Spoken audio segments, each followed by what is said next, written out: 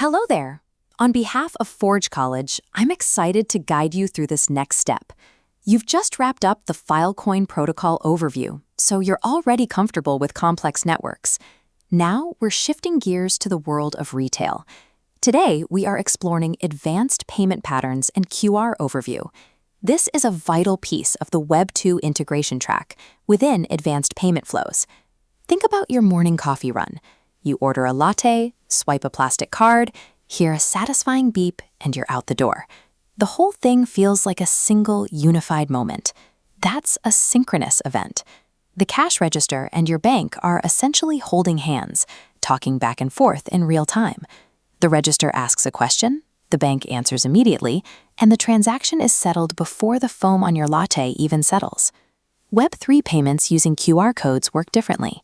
When a customer scans a code with their phone, there's no physical or digital wire connecting that phone to the merchant's register.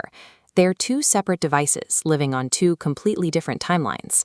Since the merchant and the customer are isolated from each other, developers must bridge that gap. We do this by designing an asynchronous handshake, a choreographed sequence of messages that makes sure the merchant gets paid and the customer gets their coffee. The handshake begins with the payload. This is the specific data generated by the merchant and displayed as a QR code. This payload acts as a strict checklist of data. Every line ensures the transaction arrives at the correct wallet for the exact amount required. First, the payload must include the recipient, the merchant's specific wallet address. Second is the amount, which tells the customer's wallet exactly how much to send. Third is the mint. This specifies the currency, like USDC. This requirement protects the merchant, ensuring they don't get paid in a random, fluctuating token that someone just invented this morning. Finally, we have the reference. This is a unique ID that acts as a digital glue. It's what allows the merchant's system to look at a completed transaction on the blockchain and know exactly which coffee order it belongs to. Once that code is scanned, you, the developer, are no longer in the driver's seat. You're now waiting on a human being to find their thumbprint, check their balance, and tap confirm in their wallet app. A perfect payload handles the data security, but it leaves you with a major UX challenge. How do you manage the customer's experience while they wait for the network to catch up? The customer has signed the transaction on their phone. At this exact moment, the merchant's register is still blind. It won't know anything has happened until the Solana network broadcasts the signature. This leads to the most important decision for a payment developer, defining the confirmation policy.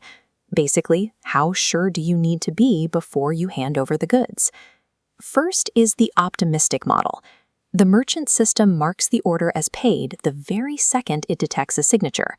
It's incredibly fast for the customer, but it's risky. If the transaction fails or is dropped by the network a few seconds later, the customer is already halfway down the block with their latte. You've lost the money and the product. The observed confirmation model is the opposite. The merchant waits for full, final network confirmation before moving the order state. This is the safest route for the merchant's bank account, but it's terrible for the customer. Standing at a counter for 20 seconds waiting for a screen to change feels like an eternity. The hybrid model is our Goldilocks solution. It provides the best balance of speed and security. When the signature is detected, the merchant's screen immediately says "Payment submitted." This lets the customer know things are moving. Behind the scenes, the system waits for that final confirmation before officially closing the order and the database.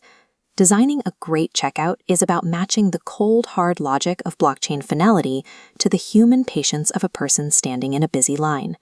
To master Web3 checkouts, you have to embrace the asynchronous handshake. You are designing the interaction for two devices that aren't talking to each other directly. Remember your core tools. Use unique reference IDs to keep your records straight, and pick a confirmation model that fits your specific business risk. Always plan for the what-ifs. What if the user cancels? What if the network is congested? Explicitly designing for these failure states is what keeps a cafe running smoothly. In our next lesson, we're moving from concepts to code. You'll learn how to build the actual API calls and webhook handlers that make these handshakes happen. Building advanced Solana payments is an exercise in operational trust. Success means crafting a reliable interaction that handles the messiness of the real world while the tokens move on-chain. Thanks for watching. This video was made by Forge College.